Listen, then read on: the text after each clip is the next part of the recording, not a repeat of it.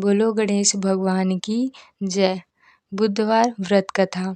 एक समय की बात है कि साहूकार अपनी पत्नी को लाने के लिए अपने ससुराल गया। कुछ दिन रहने के बाद उसने अपनी पत्नी के साथ अपने घर आने की सोची। दुर्भाग्य से उस दिन बुधवार का दिन था। लड़की के परिवार वालों ने कहा कि आज बुधवार का दिन है, जो कि किसी कार्य हेतु शुभ नहीं माना जाता है, इसलिए आज तुम मत जाओ। किंतु साहूकार ने किसी एक की न मानी और पत्नी समेत अपने ससुराल को घर प्रस्थान कर दिया। रास्ते में साहूकार की पत्नी को प्यास लगी। उसने साहूकार से कहा। साहूकार ने कहा, तुम बैलगाड़ी में ही बैठे रहो, मैं पानी लेकर आता हूँ। जब वो पानी लेकर आया तो उसने देखा कि उसकी शक्ल का एक आदमी उसकी पत्नी के साथ बैठा है। तब उसने जाकर उस पुरुष से पूछा कि तुम कौन हो? तब उसने कहा, मैं साहूकार हूँ। और फिर दोनों के बीच में झगड़ा शुरू हो गया और वहाँ के लोग और कुछ सिपाही आ गए, जिन्होंने एक स्त्री से पूछा, तुम्हारा पति कौन है? तब वो इसका उत्तर न दे सकी और साहूकार अपने मन में कहने लगा कि ये प्रभु, ये कैसी लीला है। तब आकाशवाणी हुई और बोली, मूर्ख, आज तो बुधवार का दिन था, तब भी तूने आज ही गमन किया। ये सब भगवान बुद्ध देव के प्रकोप से हो रहा है, वो तुझसे रूठे हुए हैं। तब साहूकार ने भगवान बुद्ध देव से क्षमा याचना की। तब तो आकाशवाणी खत्म हो गई और इंसान के रूप में आए बुद्ध देव भी अदृश्य हो गए। और फिर साहूकार अपनी पत्नी संग घर गया और भगवान बुद्ध देव की पूजा की। जो भी इस व्रत का कथा को सुनता है, उसको बुधवार की यात्रा करने का पाप नहीं लगता है। समतापुर नगर में मधुसूदन नामक का एक व्यक्ति रहता था। वह बहुत धनवान था। मधुसूदन का विवाह बलरामपुर नगर की सुंदर और गुणवती लड़की संगीता से हुआ था। एक बार मधुसूदन अपनी पत्नी को लेने बुधवार के दिन बलरामपुर गया। मधुसूदन ने अपनी पत्नी के माता पिता से संगीता को विदा कराते हुए कहा। माता पिता बोले, बेटा आज बुधवार है, बुधवार को किसी को भी शुभ कार्य के लिए यात्रा नहीं करना चाहिए। लेकिन मधुसूदन नहीं माना। उसने ऐसी शुभ अशुभ की बातों को नहीं मानते हुए बात कही। बहुत आग्रह करने पर संगीता के माता पिता ने विवश होकर दोनों को विदा कर दिया।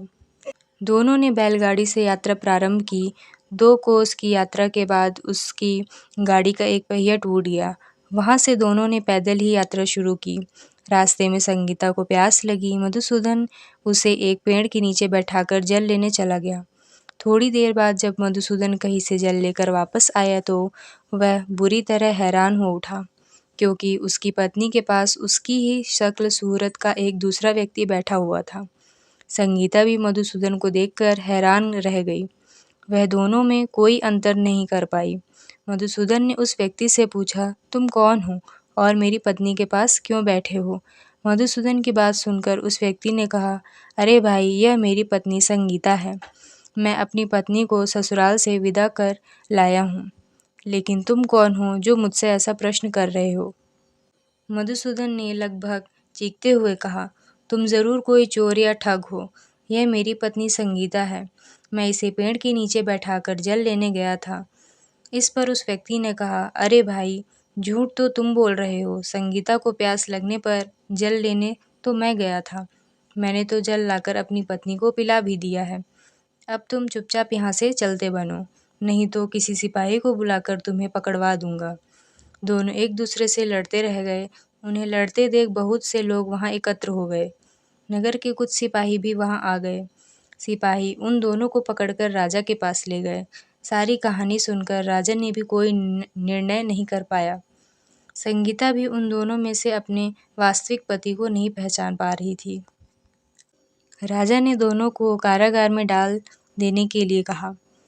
राजा के फैसले पर असली मधुसूदन भयभीत हो उठा।